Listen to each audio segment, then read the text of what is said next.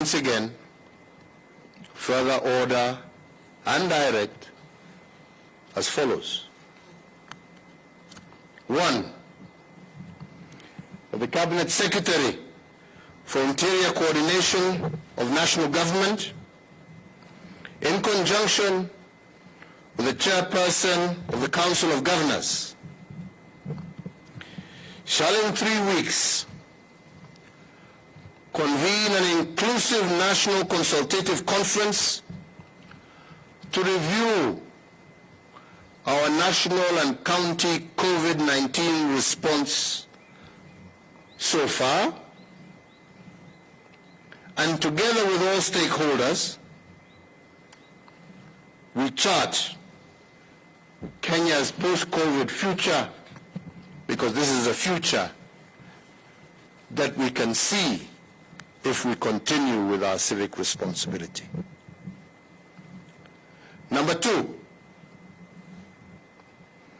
the closure of bars and nightclubs shall continue for a further 30 days. However, the prohibition against the sale of alcohol by licensed hotels with residents is today vacated. In the next 30 days, I have also directed that the Ministry of Health, in conjunction with all bar owners, will develop self-regulating mechanisms as part of their civic responsibility to their clientele in order to allow their resumption. 3, that the closing time for restaurants and eateries be and is hereby varied by 1 hour from 7 p.m. to 8 p.m.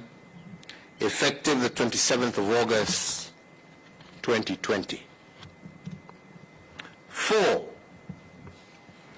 in accordance with the recommendations of the Interfaith Council, the maximum numbers of persons permitted to attend funerals and weddings is reviewed upwards from 15 to 100, with all in attendance abiding with the Ministry of Health protocols. 5, that the ban on the sale of second-hand clothing, otherwise known in Kenya as mitumba, is herewith lifted, and details of how this will be operated and the protocols for the same will be announced by the government tomorrow. 6, that the Ministry of Sports, Culture and Heritage and the Ministry of Health will jointly issue guidelines on the gradual resumption of sporting events in Kenya. 7, that the nationwide curfew that is currently enforced between the hours of 9 p.m. to 4 a.m. daily be and is hereby extended by a further 30 days. Fellow Kenyans, in concluding my remarks today, let me take this opportunity to say something about our Constitution. Tomorrow, the 27th of August, 2020, will mark the 10th year since we promulgated our new Constitution. This Constitution has been hailed the world over as one of the most progressive, not only in our region or the African continent, but the world over. And this is because it is an embodiment of what a social contract between people of different origins and their governments should be I must remind us all of one thing. If our past is constantly at war with our present, we will, together, lose our future. And the spirit of this Constitution was meant to reconcile our past with the present in order to secure our future. But the crafters of this social contract also told us and reminded us that a constitution was a work in progress. And as such, we were made to adopt it with a promise that in the future we will make it better. 10 years later, the moment to improve on it, I believe, is now. And as I said in my Madaraka Day speech, we must not, as a people, succumb to the paralysis of constitutional rigidity. We must treat a constitution as a living being, as a living document that must constantly adjust to our emerging realities. In our past, all our constitutions have been what we may call ceasefire documents, agreements created to either dodge confrontation or avoid civil conflict. And indeed, if you do a textual reading of these constitutions, they represent a constant argument between the past and the present. And that is why I call them ceasefire documents. But 10 years after one of the most progressive constitutions, I believe the moment calls on us to do better. Instead of a ceasefire document that enforces a zero-sum game in which winner takes all and loser is expected to accept, the moment calls us to a new time.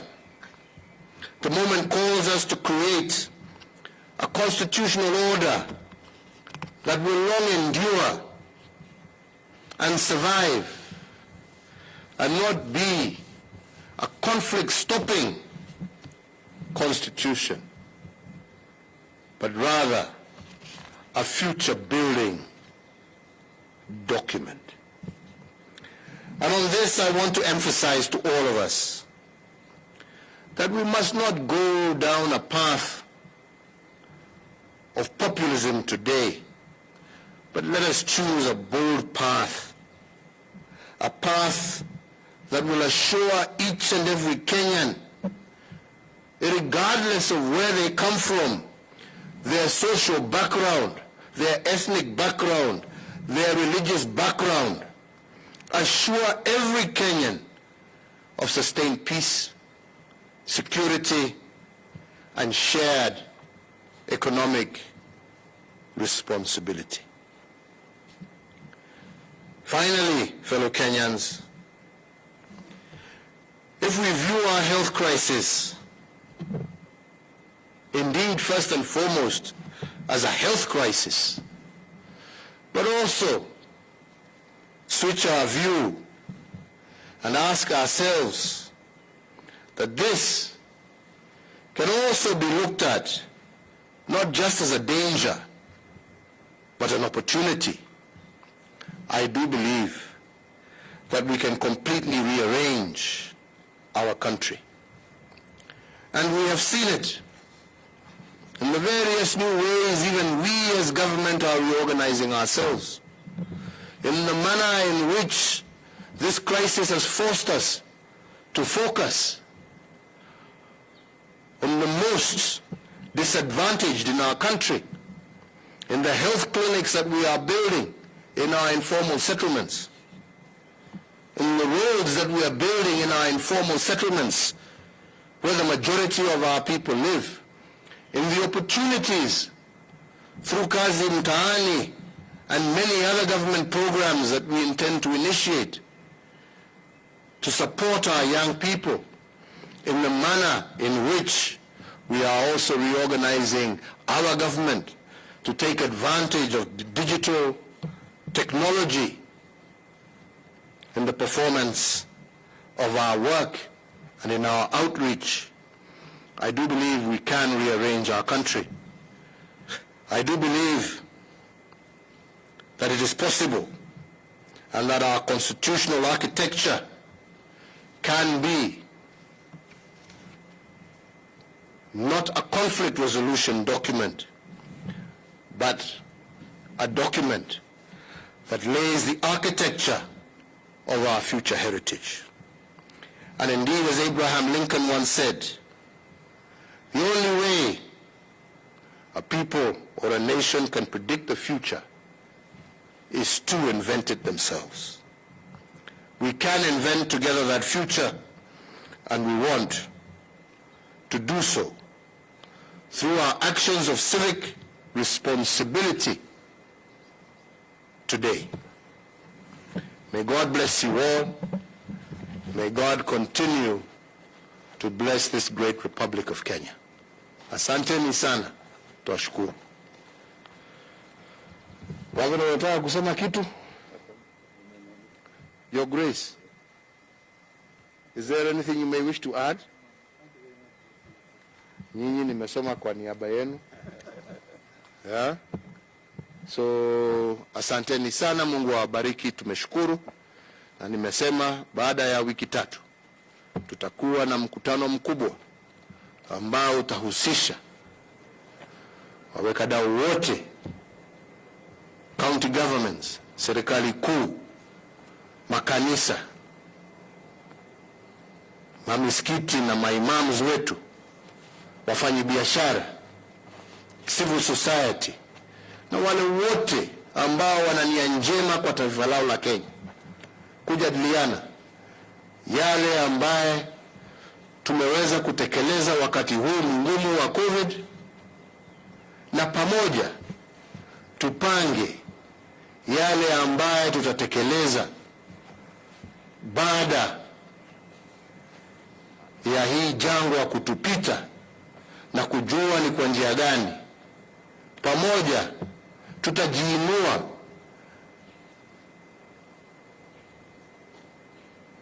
na tusongeshe taifa letu mbele. Na hiyo ndiyo jukumu letu. Na mimi nasema kwa wote, serikali yangu na msimamo wake uko, na sitabanduka ama kupinduka. Tumesema njia ya kuhakikisha ya kwamba tumeunda nchi ambaye itastahimili miaka na miaka na miaka baada sisi wengine kuwa tumewacha dunia hii, ni kuhakikisha ya kwamba tutatenda yale yote ambaye ni ya haki. Na hayo haitafanywa kwa maneno duni ya siasa ya kujijenga leo, yatatendwa na vitendo. Vitendo vya serikali zote mbili, serikali kuu na serikali zetu za mashinani, yale ambayo yatatendwa na viongozi wetu wa makanisa, yale ambayo yatatendwa na wakulima wetu. Maneno matupu haijengi taifa. Vitendo ndivyo vitaamua Kenya ya kesho itakuwaje.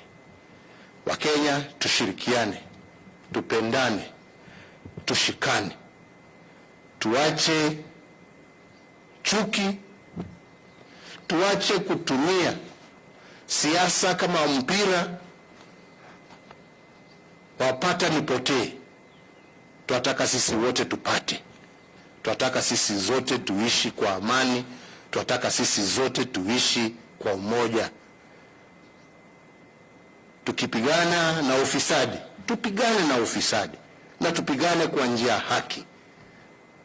Na tukifanya hivyo, matokeo ya yale ambayo tutafanya kwa vitendo vyetu ndivyo vitahakikisha ya kwamba tuko na nchi ambayo sio sisi ambao tuko leo, lakini hata vizazi vijavyo vitasherehekea kusema ya kwamba tuliwaachia msingi wa taifa ya furaha na busara. Mungu awabariki na Mungu aendelee kuilinda taifa letu la Kenya. Asante sana.